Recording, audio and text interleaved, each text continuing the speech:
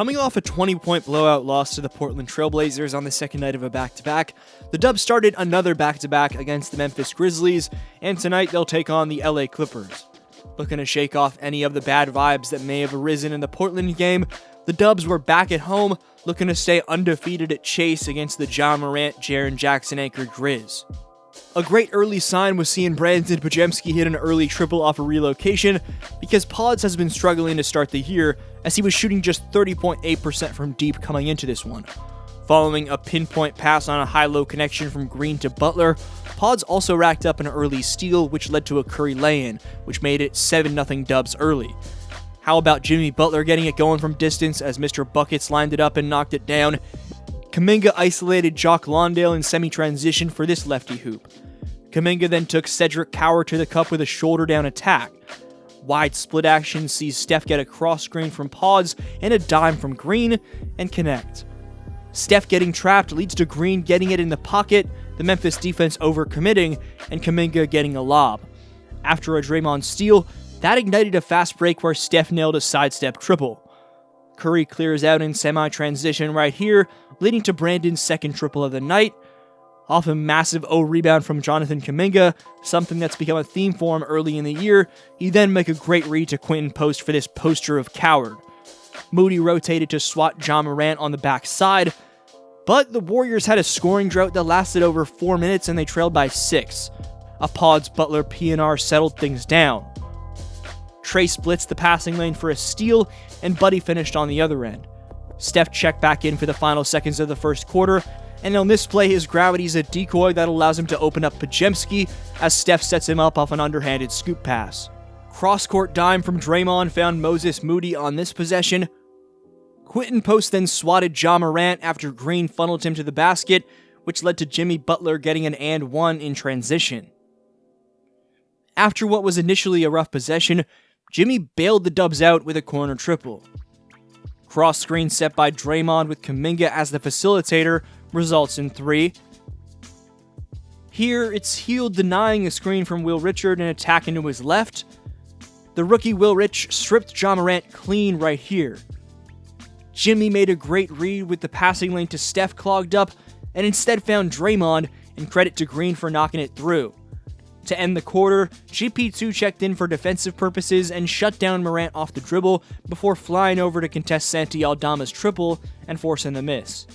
After Kuminga rotated over for the rejection, he'd finish on the inside. This plays ran for Jimmy Butler on the back door, but the Memphis defense collapses and that leaves Pods open. After Jimmy set up Podziemski, he then set up Kuminga in the dunker spot. Like Kuminga did earlier, this time driving baseline, Jimmy bodies the rookie Coward and gets the deuce. Kuminga drove to find his fellow fifth-year pro Moody right here, putting the Dubs up 12. After the ball swung around the perimeter, Moody connected for his second triple on as many possessions. Steph stepped back to take the rookie Coward to school.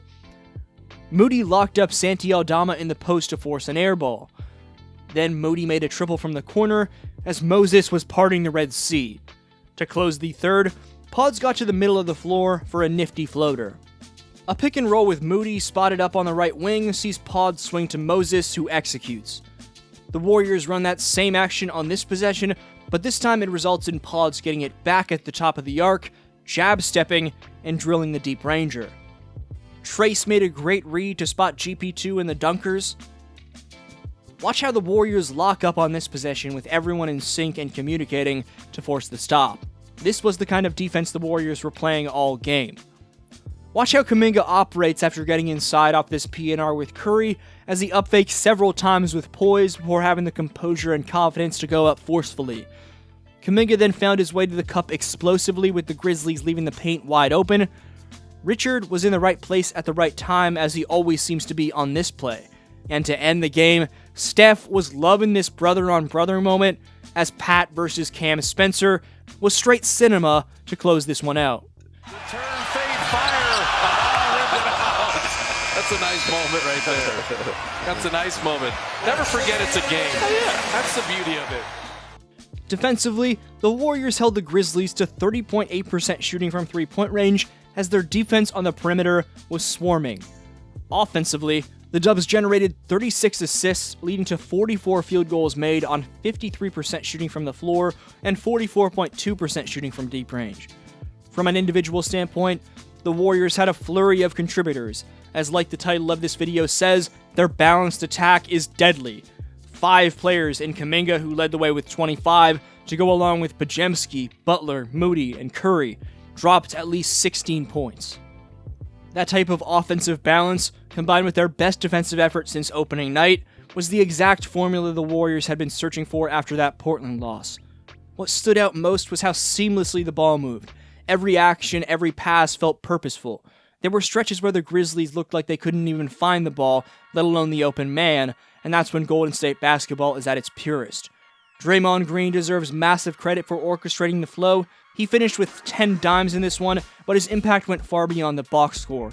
Quarterback in the defense calling out switches and rewarding cutters with laser passes. The energy trickled down to everyone on the floor. Guys like Kuminga and Podziemski fed off it, making quick decisions instead of over-dribbling. It was the old strength in numbers mantra in full effect, except this version feels younger, faster, and more unpredictable. Another huge takeaway from this game was Jonathan Kuminga's composure and confidence.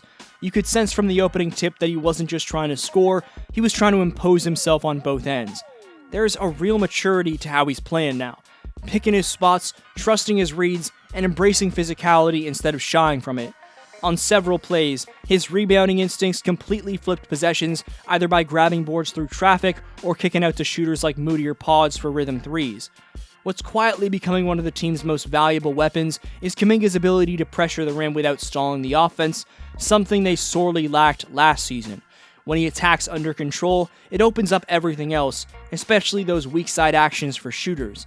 Combine that with his defensive versatility, and you're seeing the evolution of a true two-way wing who's starting to understand his role as a pillar of this new era. And then there's Moses Moody, Quentin Post, and even Pods rediscovering their rhythm, giving Golden State that burst of youthful energy. Moody's deep-range scoring poise, his instincts defensively, and his patience with the ball already make him look far beyond his years. Post's interior presence and rim protection gave the Dubs a second anchor alongside Draymond, something that'll matter when they face bigger front lines like the Clippers next game. It's not just that these young players are contributing, it's that they're doing it within the system without disrupting the flow. When you blend that with veterans like Curry and Butler playing unselfish, high IQ basketball, it creates a version of the Warriors that feels dangerous in a new way. They're no longer just relying on Steph to save them, they're rediscovering that collective dominance that made them so special to begin with.